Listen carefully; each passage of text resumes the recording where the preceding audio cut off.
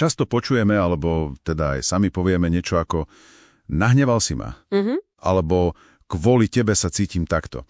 Dnes sa na to pozrieme trochu inak. Máme tu článok od terapeuta Kamila Bartka. Áno. A ten tvrdí, že naše pocity nám vlastne nehovoria skoro nič o druhých, ale takmer všetko o nás samých. Presne tak. A to je dosť radikálna zmena pohľadu. Cieľom tohto nášho ponoru je vlastne preskúmať dva také mentálne nástroje, ktoré ten článok ponúka. Dobre. Nejde o to, aby sme prestali cítiť, to vôbec nie. Ale aby sme sa naučili počúvať, čo nám tie emócie naozaj hovoria. O tom našom vnútornom svete. Sú to vlastne takí poslovia, nie nepriatelia. Dobre, tak poďme na ten prvý nástroj. Týka sa to prevzatia zodpovednosti. Autor navrhuje takú jednoduchú zmenu vo vetách. Namiesto toho, aby sme povedali nahneval si ma, povedať nahneval som sa, keď sa stalo toto. Áno. Ale mení to úplne všetko. Presne. Zrazu to nie je útok, ale je to informácia. A tu sa dostávame k tomu jadru. Ten pocit, či už je to hnev alebo strach, on totiž nereaguje priamo na tú udalosť. Ale na čo teda? Reaguje na to, čo tá udalosť spustila v nás. Na naše presvedčenia, hodnotenia, spomienky. Často na veci, ktoré sú fakt hlboko. Ani o nich nevieme. V tom článku je na to skvelý príklad. Je tam študent pred ťažkou skúškou, navonok je úplne pokojný, všetko má pod kontrolou, má systém. Jasné, ten typický obraz. Presne. A potom mu zavolá úplne vystresovaný spolužiak, že ten profesor všetkých vyhadzuje. Klasika. Študent si vedome povie, že to sú len reči, že to je hlúposť. Ale jeho telo začne štrajkovať. Má krče v bruchu, nespí, cíti úzkosť. A ten aha moment, ten prichádza až po 3 dňoch. Až vtedy si konečne pripustí, mňa tá správa na smrť vydesila. Až po 3 dňoch? Áno. A čo je ešte zaujímavejšie, uvedomí si, že strach v sebe vlastne potlačal už dlho. Vybudoval si takú identitu toho, čo všetko zvláda. No a v podstate si zakázal báť, však? Jasné, do toho obrazu mu to nepasovalo. Vôbec. Ten telefonát len prelomil tú hrádzu, ktorá tam už bola. To mi dáva zmysel pri strachu. Ten je taký vnútorný. Ale čo hnev? Ten sa zdá byť takmer vždy zameraný na vonok. Na niekoho. Hnev je v tomto naozaj zradný, on nás proste núti pozerať sa von.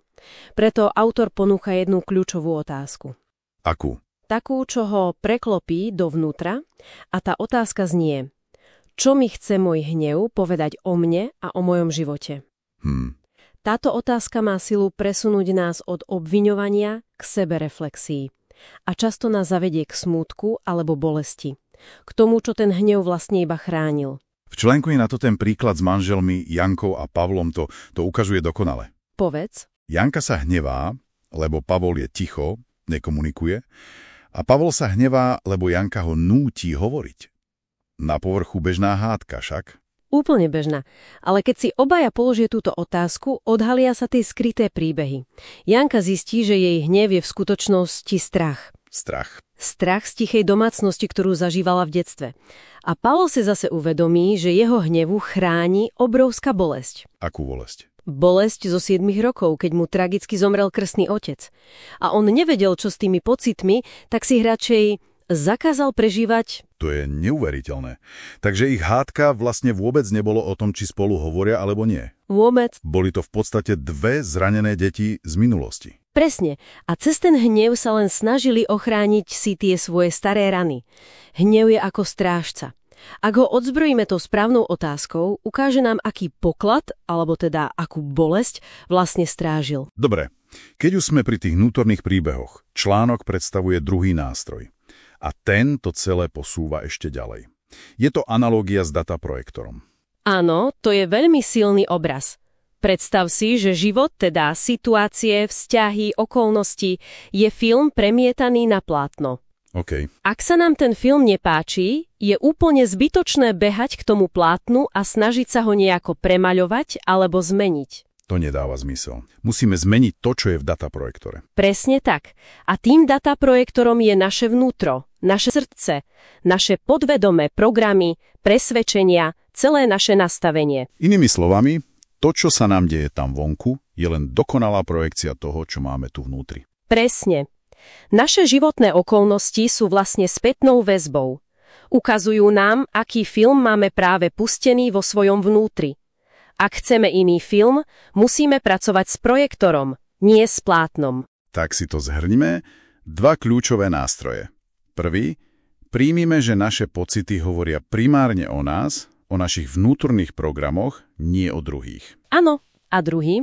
Vnímajme náš život ako projekciu tohto nášho vnútorného programu. Sú to vlastne nástroje, ktoré presúvajú tú moc späť k nám. Presne. Namiesto pocitu bezmocnosti voči vonkajšiemu svetu nám dávajú mapu k nášmu vlastnému vnútru. Na záver teda jedna taká myšlienka na zamyslenie. Ak je náš vonkajší život dokonalým odrazom nášho vnútorného programu, ktorá je jedna situácia v živote práve teraz, ak by bola vnímaná ako projekcia, odhaluje niečo prekvapivé o tom kóde, ktorý beží v našom vnútri.